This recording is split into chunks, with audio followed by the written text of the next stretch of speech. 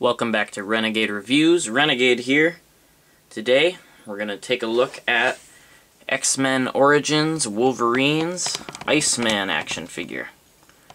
I've got a cardboard back here. It is not Iceman's. I can't find that one. I don't believe I still have it. But just to remind you guys of what the package looked like, this is the comic series figure of Bobby Drake, Iceman of the X-Men. Bobby Drake was in the X-Men movies, not in the Wolverine one. But, a very cool figure. He was a bit harder to find than quite a few of those figures, and now they're no longer in stores, but, if you can find him, he is a very cool figure nonetheless.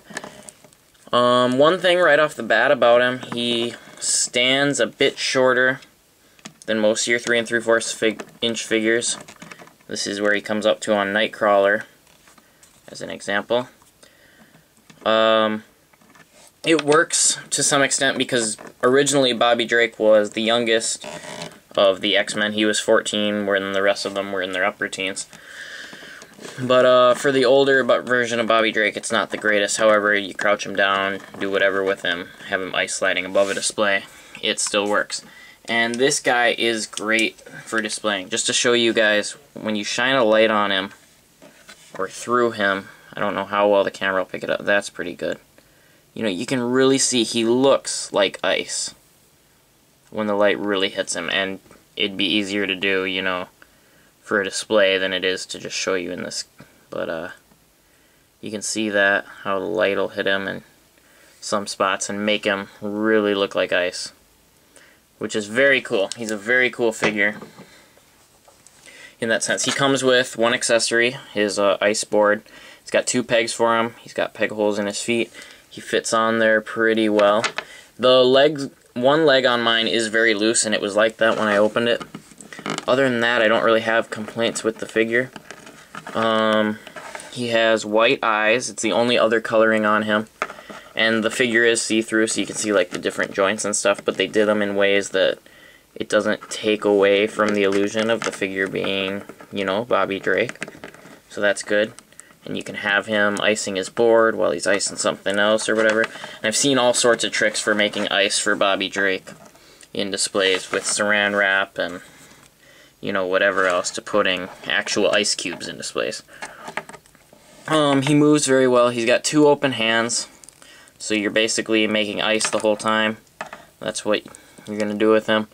He doesn't have, you know, the swivel bicep and the hinge elbow. Instead, he's got the hinge elbow with the rotation there, and no wrist joint, which I kind of would have liked the wrist joint and the bicep swivel on this one, I think, but at the same time, it works really well. His torso moves pretty well. He was actually one of the much better Wolverine figures with the torso joint.